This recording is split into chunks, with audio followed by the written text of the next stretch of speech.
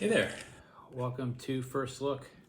Thanks for being here this time as we're kind of officially in our 101st year. So we're marching ahead into another century. So we had a great celebration on the 18th, and it was a really nice way, I think, of wrapping up. We did some special liturgy and music, and heard some compositions put together by some folks in the choir, and it was really nice. And again, I wanted to thank all the people that made that possible, especially the team, the 100th anniversary team that kind of put everything together.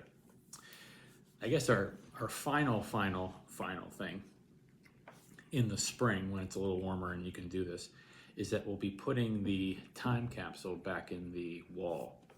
And so we'll figure out exactly when that makes sense, but we're gathering some documents to put in there, and we're gonna figure out how we can seal it up in an appropriate way, and so that'll be sometime in the spring. But for now, we pivot into a couple of pretty cool things this week. The first is that our annual meeting is this Sunday, and I like when we approach that service, because I think about the plans that we have, the things that we've been kind of moving towards to get things kind of prepared for the year. A budget that looks forward to where we can go, and we have new people coming on board, deacons in session, and all that feels like a new opportunity to kind of get some things moving. We have some committee stuff that we're changing with session. We have some new Stephen ministers who are coming on board here this year, and so it's a lot of new faces in different leadership spots, which is great. The other new faces that we have are some new members who are joining this Sunday. So the Trant, T-R-A-N-T family is joining with two little kids who will be baptized, and they're great. They've been in worship now for several months, and it's been wonderful to have them and have them be a part of things. And so looking forward to doing that this week and the weeks to come. And then the third thing is, as you know, post-pandemic, we have been recording our service and then posting it.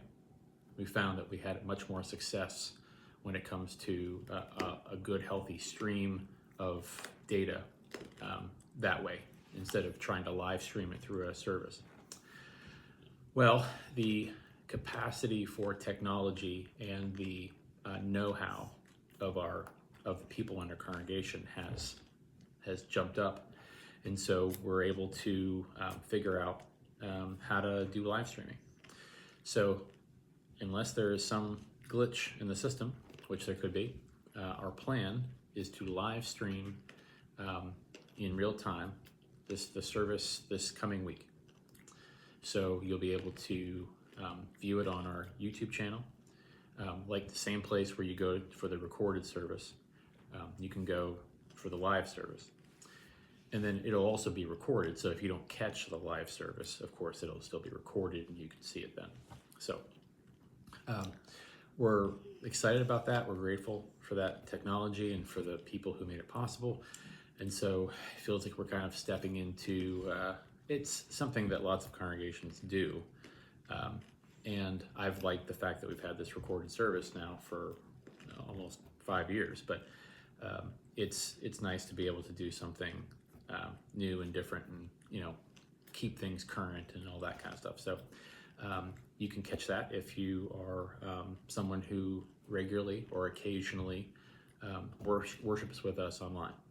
So things to look for here this week. The passage for this Sunday is certainly a familiar one. We're kind of getting into that part of the year where a lot of what you hear are texts that you know, at least in some way, shape, or form. Because we're kind of, when you start to go from Christmas to Easter, you start to march through the life and times of Jesus a little bit more intentionally. gospel passages that you know well, and so that will be the same here in this season. So this first one is, let me get myself to it. So we're in Matthew 4. We're not in Lent yet, obviously, but we're in Matthew 4, and this is verses 12 through 23. So in the new year, getting past our anniversary, and as we wrap up one liturgical year to the next, beginning with Jesus' ministry in Galilee, I think it's a good place to start. So let me read you this text, and then I'll try to give you a sense of where I think I might be going with it. Okay. So starting in verse 12 of chapter 4. Now when Jesus heard that John had been arrested, he withdrew to Galilee. He left Nazareth and made his home in Capernaum by the sea and in the territory of Zebulun and Naphtali, so that what had been spoken through the prophet Isaiah might be fulfilled. Land of Zebulun, land of Naphtali, on the road by the sea, across the Jordan, Galilee of the Gentiles. The people who sat in darkness have seen a great light. For those who sat in the region in shadow of death, light has been dawned. From that time, Jesus began to proclaim, "Repent, for the kingdom of heaven has come near." And he walked by the Sea of Galilee, and he saw two brothers, Simon, who's called Peter, and Andrew, his brother, casting a net into the sea, for they were fishermen. And he said to them, "Follow me, and I will make you fish for people." Immediately they left their nets and followed him. And as they went from there, he saw two other brothers, James, son of Zebedee, and his brother John, in the boat with his father Zebedee, mending their nets. And he called to them. Immediately they left their boat and their father and followed him. So, a story that you know, calling of the first disciples. And I called this particular sermon the Prophetic Voice. And my thinking behind that title was the way that we talk about the voice that we use. And we talk about your preaching voice. That's something that, as you'd imagine, with two pastors in a household, we talk about occasionally, but pastors talk about the preaching voice. And it has a lot to do with not only the pace and rhythm and the approach that you take in terms of how you speak, and how you kind of use words and word choice and volume and pace and speed. But it also talks about what we can do with the pulpit, with the opportunity that we have to talk to 100 people or 200 people in front of us.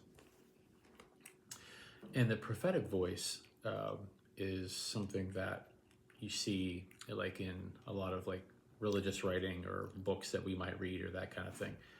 And it kind of speaks to the idea that not just pastors or preachers or any of those things, but that people can have a certain truth-telling stance in the way that they speak, in the way that they live their lives, in the way that they approach things. And so one of the things I would imagine that I would want to be able to talk about is just how we can harness that, how we can accentuate that in the way that we live, in the way that we work, in the way that we interact with other people. And this story, I think, kind of comes at that in two distinctive ways. First, it allows a passage from Isaiah to literally speak into and be read alongside the gospel passage, and so you have this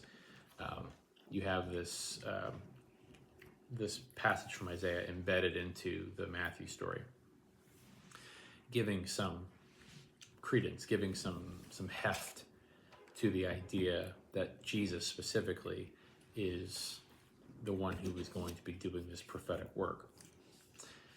And you have probably heard me say, or remember me saying, that Matthew is one of those books that often will try to speak to its audience and remind them or give them proofs, reasons why Jesus is who people were saying that he was.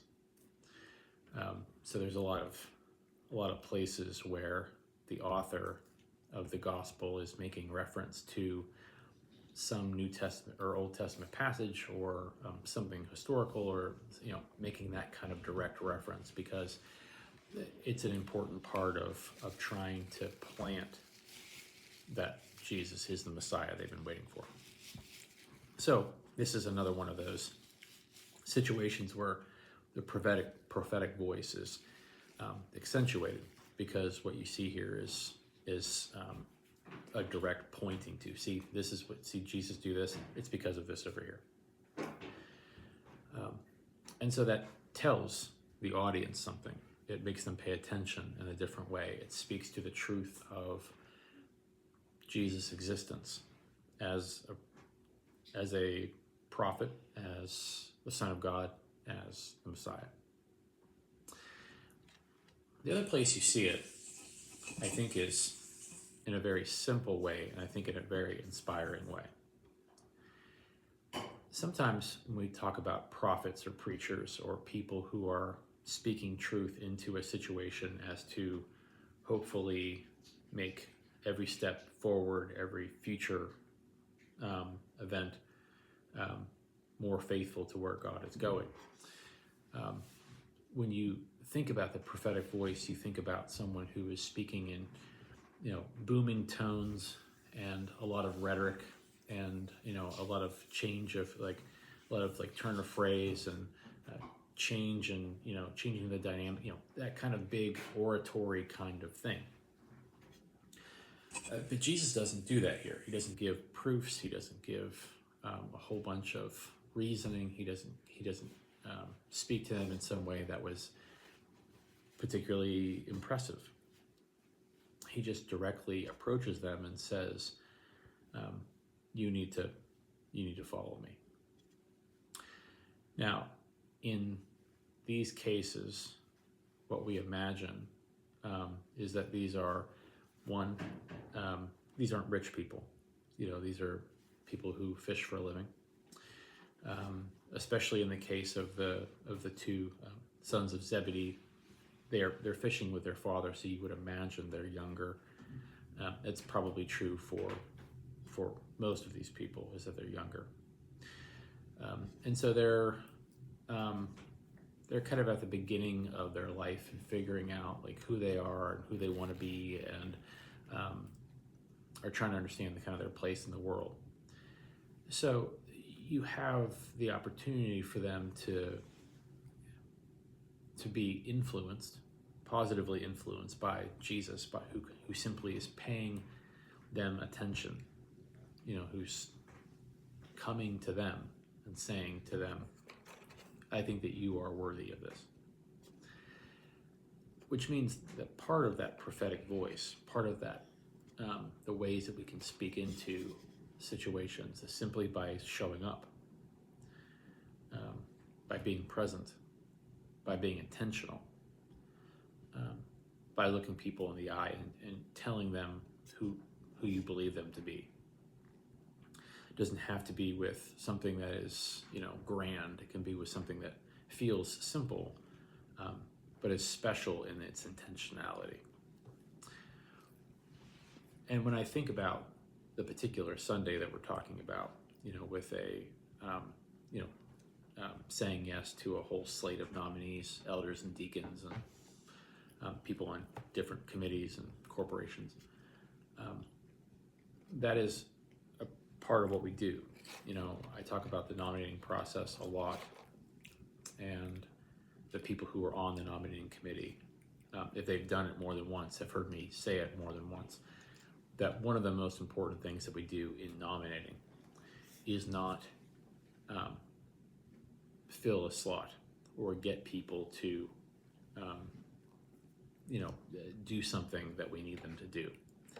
We need warm bodies over here who can do certain types of work. That's important, and that makes my life easier, but it's not the reason that you do it. The real reason that you have a nominating process that looks that way is that you want people to recognize that we see something in them that we believe is helpful and wise and discerning,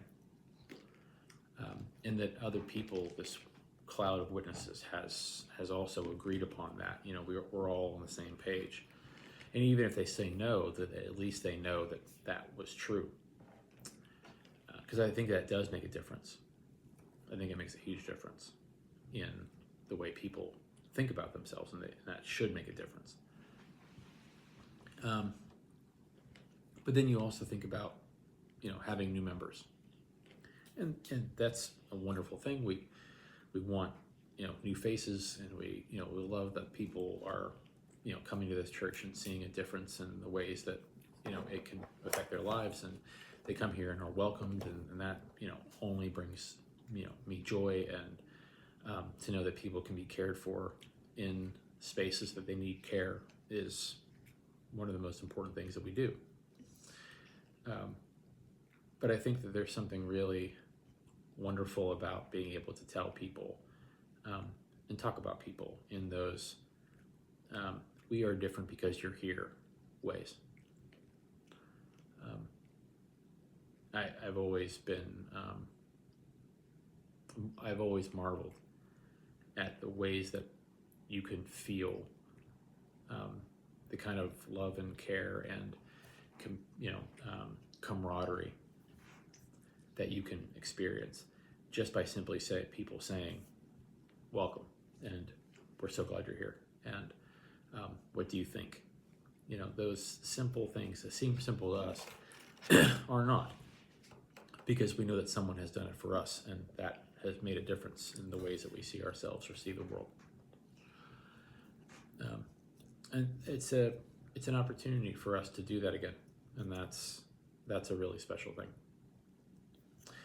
And there are a lot of ways that I think that prophetic voice tends to show up in what we do. You know, standing up for things that we care about, speaking out about things that bother us, coming clean with someone, you know, kind of having those heart-to-hearts that you need to have occasionally with people in a caring way, in a way that makes a difference, in a way that you're showing empathy to the person in front of you.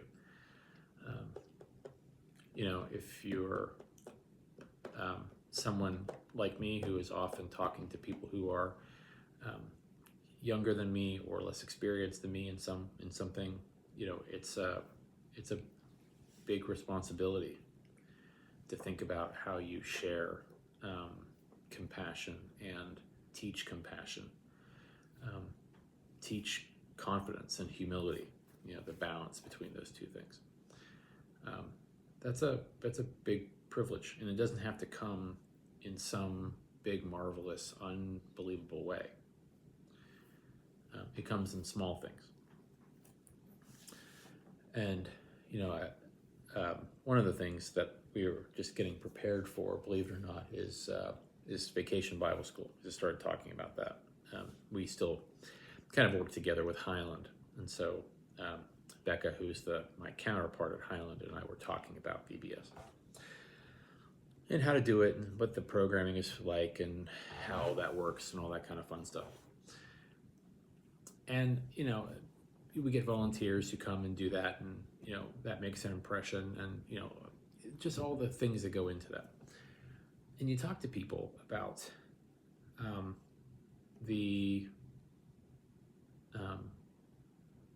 the memories they have of a place, of a church, of a community, and they'll name things like, "Oh, I remember going to VBS there every year," and this and that. Well, you know, they're naming that thing because that was a time and a place and an event and a period in their lives that they felt welcomed and safe, and like they could explore something with other people their age and do that. And you know, that's an important kind of part of their growing up experience. And, for the volunteers, it may have just felt like, scooting people around and making snacks and getting crafts together and that kind of thing. But for the kids who were there, it's a building block. It's something foundational to the ways that they see the parts of their lives that are important. And that's I think there's something prophetic to that. There's something that tells them something true about who they are, who they can be. And that's part of that voice. It's not just about truth telling about like what we should do or how we should be or how the world can change and what God is doing. It is those things, but it's not just those things. Sometimes the voices that we use are speaking into other people's lives or reminding people of things that are true for them. And there's something about that I think is really important. So I don't know exactly where I'll take it. It might be that I use that point, but maybe I won't. I don't know. That's where I came down whenever I was choosing this passage, but not sure where I'm going to go exactly. But this text, I think, when you're thinking about your own personal journey of faith, your own spirituality, I think that one of the special things about it is that you can put yourself in the place of those disciples, of those soon-to-be disciples, and recognize that like it's at some point you weren't sure or didn't feel like this was who you were. Church and your faith was a big part of who you were. And then somewhere along the line, you claim that for yourself. You decided that was something important to invest in. And there are probably people, maybe it wasn't one person who spent a long time trying to convince you of something, but there were probably a lot of people along the way who made you feel like being a part of a church is not only, might be a good thing, could be a good thing, but then when you got there and were received, reminded you that you were making a good decision. And there's something prophetic about that, because it speaks truth into someone's life that they need to hear and experience and feel. So I think that's a lot of where I'm trying to go with this. I hope it feels personal, but I also hope it feels convicting that we can do that in, big ways and small ways and example kind of ways and conversational kind of ways and, everything in between. So that's where I think I'm going for this week, but I'm hoping that you'll read over this passage and kind of think about all the other things that are going on around it. This new century and new members and, a congregational meeting and, vision for the future and all that. So that's what I got. That's what I'm thinking. Some things to keep in mind, as not only those things are going to be true for Sunday. Tomorrow, which is, I don't even remember what the date is, the 21st, I think. Yeah, it's 21st. We have our first Amos of 2026. So we hope that you can join us for that. Kids from 5:30 to 6, and then from 6 to 7:30 is dinner, and then programming for everyone. So hope that you can make it if you can. Well, as always, I thank you for spending a little bit of time with me. Thank you for being you. I hope that this year and this next century treats you well. And I'll see you next time for another First Look. Take care.